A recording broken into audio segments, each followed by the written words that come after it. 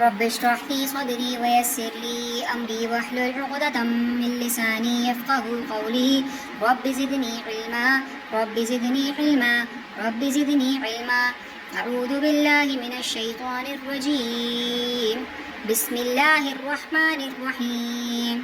جی کل ہم نے کیا پڑھا تھا؟ علم نحو کی تعریف. ٹھیک ہے، تھوڑا سا ریوائز کر لیتے ہیں. کیا پڑھا تھا ہم نے؟ علم نحو وہ علم ہے جس سے اسم، فعل اور حرف کو جوڑ کر جملہ بنانے کی ترکیب آ جائے. دوسری بات یہ آ جائے ہمیں، دوسرا ایک اس کا پڑھنے کا مقصد یہ ہے کہ آخری حرف کی حرکت معلوم ہو جائے، ہر کلمے کے آخری حرف کی حرکت معلوم ہو جائے.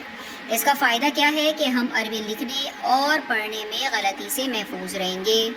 مثلا زید دار دخل فی، اگر یہ 4-5 الفاظ ہمیں دے دیے جائیں تو ہمیں اس علم کو سیکھ کر جملہ بنانا آ جائے گا. ٹھیک ہے، اس کا موضوع کیا ہے؟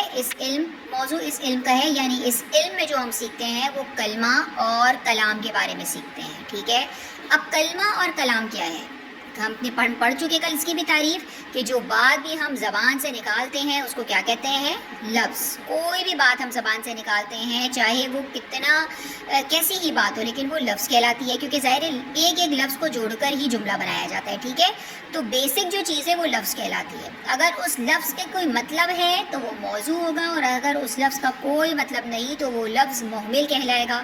جیسے روٹی بوٹی، روٹی موضوع ہے، بوٹی محمل ہے.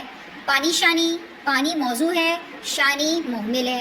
ٹھیک ہے، عربی زبان میں لفظ موضوع کی 2 قسمیں. اب سب سے پہلے تو ہماری زبان سے نکلا ہوا لفظ اگر وہ بامانی ہے تو وہ موضوع کہلائے گا. لیکن موضوع کی بھی کتنی قسمیں ہیں؟ ظاہر سی بات ہے وہ ایک الفاظ ہے کہ 2 الفاظ ہیں، کتنے لوگوں کے بارے میں بولا جا رہا ہے. وہ ایک مطلب جیسے سنگل انسان کے لیے ایک الفاظ بولا جا رہا ہے یا بہت سارے انسانوں کے لیے ایک الفاظ بولا جا رہا ہے، یہ ہمیں کیسے پتہ چلے گا؟ یہ ہمیں پتہ چلے گا اس کی قسموں سے. موضوع کی کتنی قسمیں ہیں؟ 2 قسمیں ہیں. موضوع عربی زبان میں لفظ موضوع کی 2 قسمیں ہیں، مفرد، مرکب. مفرد کیا ہے؟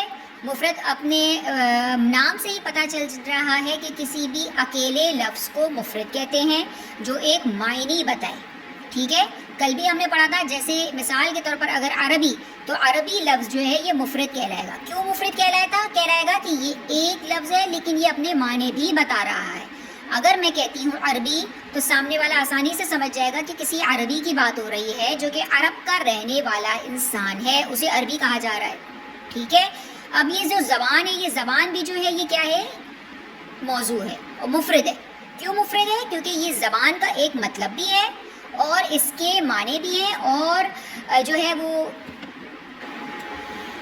سامنے اگر کسی انسان کو میں کہتی ہوں زبان تو وہ سمجھ جائے گا کہ زبان کے بارے میں بات ہو رہی ہے. تو یہ زبان ایک اکیلا لفظ ہے تو یہ کیا کہلائے گا؟ مفرد، اور اس کے معنی بھی ہیں. ٹھیک ہے، تو یہ مفرد کہلائے گا. اسی طرح چلیں آ جاتے ہیں، آگے بڑھتے ہیں. تو مفرد کیا سیکھا ہم نے؟ اس اکیلے لفظ کو کہتے ہیں جو ایک معنی بتائے، اور اس کو کلمہ بھی کہتے ہیں. یعنی مفرد اس اکیلے لفظ کو کہتے ہیں جس کے ایک معنی بھی ہوں، اور اس مفرد کو یعنی اس ایک اکیلے لفظ کو کلمہ کہتے ہیں. جیسا کہ ہم نے پہلے بھی کل بھی پڑھا کہ عربی میں اس ایک لفظ کو ایک کلمہ کہا جاتا ہے. ٹھیک ہے، کسی بھی ایک لفظ کو کلمہ کہا جاتا ہے. ٹھیک ہے، اب ایک لفظ یعنی کلمہ، کلمے کی کتنی قسمیں ہیں؟ اب پہلے ہم نے پڑھا موضوع کی 2 قسمیں کون سی ہو گئی؟ مفرد اور مرکب. اب ہم مفرد پڑھ رہے ہیں. مفرد کو یا کلمہ کہتے ہیں، اور اس کلمے کی 3 قسمیں ہیں. کون کون سی 3 قسمیں ہیں؟ اسم، فعل، حرف. تو اب نچوڑ کیا نکلا کہ کوئی بھی بات جو ہم زبان سے نکالتے ہیں وہ کلمہ کہلاتی ہے. اب وہ کلمہ یا تو اسم ہوگا، یا تو فعل ہوگا، یا حرف ہوگا. یہ تو ظاہر سی بات ہے نا. اب میں نے مثال کے طور پر آپ کو کہا کہ جمیلہ، آپ کو پتہ چل گیا سامنے والے کو یہ اسم ہے.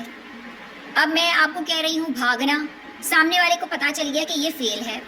ٹھیک ہے، اب میں آپ کو کہہ رہی ہوں کہ ہے، سامنے والے کو پتہ چل گیا یہ حرف ہے، کیونکہ اس کا کوئی معنی نہیں ہے. ٹھیک ہے، یہ ایسا کلمہ ہے جس کا کوئی معنی نہیں ہے. آگے بڑھتے ہیں.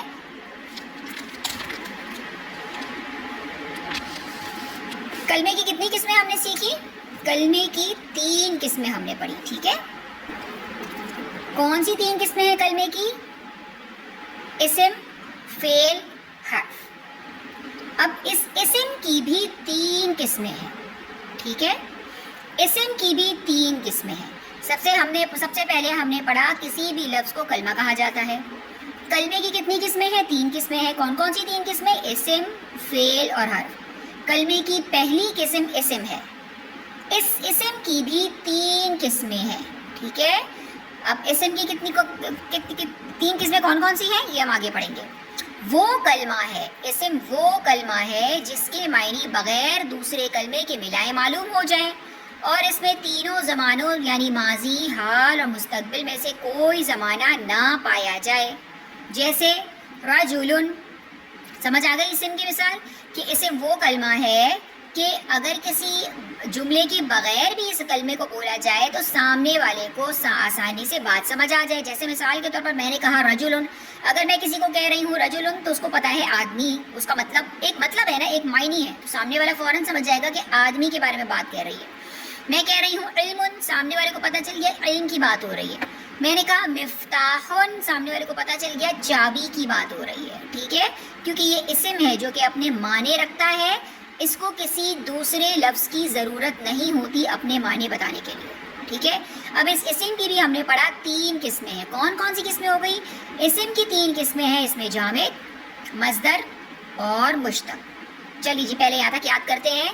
اسم کی 3 قسمیں کون کون سی 3 قسمیں؟ جامد، مصدر، مشتق۔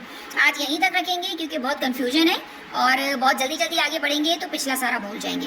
اسم کی 3 قسمیں ہیں۔ کون کون سی 3 قسمیں ہو گئی؟ جامد، مصدر، مشتق۔ پہلے یاد کر لیجئے، اسم کی 3 قسمیں ہیں۔ کون کون سی؟ جامد، مصدر اور مشتق۔ اسم کیا ہے؟